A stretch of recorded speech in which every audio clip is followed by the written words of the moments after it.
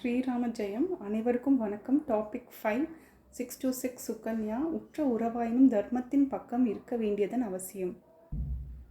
உலகத்தில் அனைத்து மனிதர்களும் வாழ்க்கையை ஒரு அடிப்படை நெறியுடனும் தர்மத்துடனும் வாழ வேண்டும். இந்த தர்மத்தின் சட்டம் என்பது லாஸ் ஆஃப் நேச்சர் ஆர் யூனிவர்ஸ்ன்னு சொல்லுவாங்களே, இயற்கையின் சட்ட விதிகள், அறநெறிகள், ஒழுக்கங்கள் என பல விதமாக உருவாகி இருக்கின்றது. நம்ம ஏன் இந்த தர்மத்தை ஃபாலோ பண்ணோம் அப்படின்னா, தர்மத்தை கடைப்பிடிப்பதால் ஒருவரின் வாழ்க்கையில் அமைதியை, நேர்மையை, நீதியை நிலைநிறுத்தி நல்ல சமுதாயத்தை உருவாக்க முடியும்.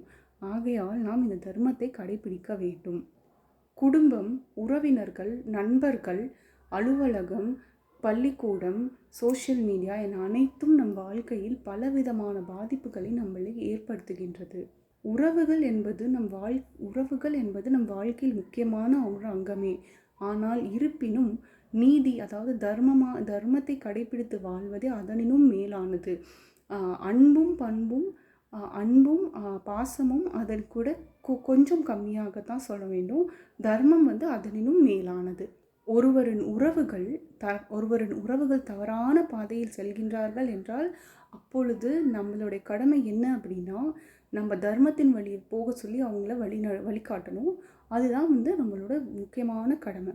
இப்போது இந்த கம்பராமாயணத்தை பற்றி பார்த்துட்ருக்கோம்ல. ஸோ கம்பராமாயணத்தில் நிறைய இடத்துல இந்த மாதிரி தர்மத்தை நிலைநீட்டி ஃபாலோ பண்ணணும் அப்படின்னு சொல்லி நிறைய இன்சிடென்ட்ஸ் நடந்திருக்கு. ஒரு 5-6 இன்சிடென்ட்ஸ் இருக்குது. அது ஒன்றுன்னா இப்போ பார்ப்போம். ஃபஸ்ட்டு லக்ஷ்மணன் தர்ம நெறி என்னன்னு பார்ப்போம். அவர் என்ன பண்ணார்? அண்ணனை ஃபாலோ பண்ணி அவர் வனவாசத்துக்கு நானும் போகிறேன் அப்படின்னு சொல்லிட்டு தர்மத்தின் வழியில் நின்னார். கைகேயி அம்மாவும் தசரத மகாராஜா அவர் போக வேண்டாம், இங்கே இருங்கன்னு சொன்னாங்க. ஆனால் அவர் கேட்கல. நான் தர்மத்தின் வழியில் அண்ணனை ஃபாலோ பண்ணி போகிறேன்னு சொல்லிட்டு போனார். அப்போது அன்போடு அரணோடும் வாழ்வது வேண்டினும் துன்பமெல்லாம் தவிர்ந்தே வாழ்ந்திட வேண்டும். வன்பொடு செல்வமும் வானோர் துணையினும் துன்புறு காதல் துணையே ராமனே அப்படின்னு சொல்லிட்டு லக்ஷ்மணன் இங்கே சொல்லிட்டு ராமனோட காட்டுக்கு போகிறாரு. இது முதல் இன்சிடெண்ட்.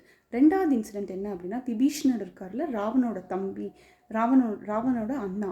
இவர் என்ன பண்ணுறாரு? சீதையை கைப்பற்றுறது தப்பு அப்படின்னு சொல்லிட்டு ராவணனுக்கு நிறைய இடத்துல கடைசி வரைக்கும் எடுத்து சொல்லிக்கிட்டே இருக்காரு. நீ இந்த மாதிரி தர்ம வழியில் செய்யலைன்னா உனக்கு தீய செயல்கள் உண்டாகும், தீய விளைவுகள் உருவாக்கும்.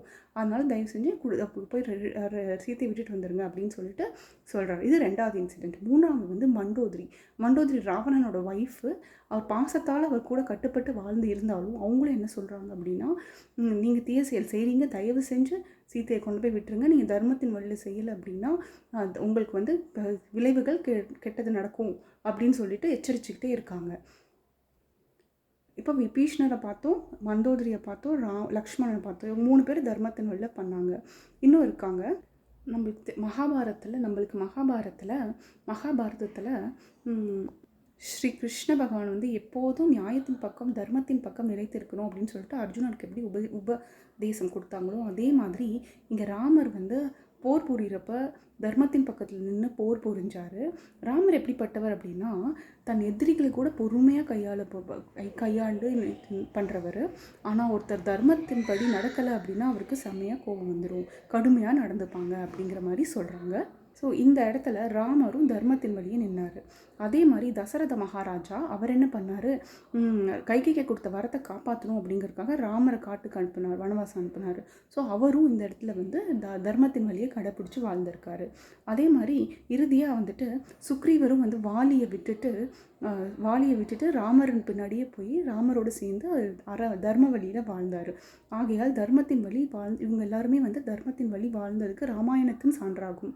இதனால் என்ன நம்ம சொல்ல வரோம் அப்படின்னா, ஒருத்தரோட சொல்லும் செயலும், அதாவது வேர்ட்ஸ் அண்ட் ஆக்ஷன்ஸ் எப்பயுமே நீதியும் சமத்துவத்தையும் நிலைநிறுத்துவதாக இருக்க வேண்டும். ஒருத்தவங்க அது கடையும் பிடிக்கணும். இப்படி பண்ணுறதுனால சமுதாய ஒற்றுமைக்கு அது வழிவகுக்கும். அப்புறம் ஒருத்தவங்க ஒரு பொறுப்புணர்ச்சியோடு இருக்கணும்.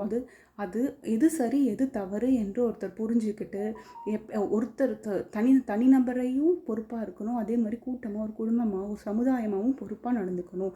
இவ்வாறு நடக்கிறப்ப தர்மத்தை நிலைநாட்ட முடியும். ஸோ யார் ஒருவர் இப்படி தர்மத்தை நிலைநாட்டி வாழ்க்கையில் செயல்படுறாங்களோ அவங்க வாழ்க்கையில் எந்த ஒரு தீமையும் விளைவாது. இறுதியில் அவங்க வாழ்வின் உயர்வுக்கு செல்வாங்க. நன்றி, வணக்கம்.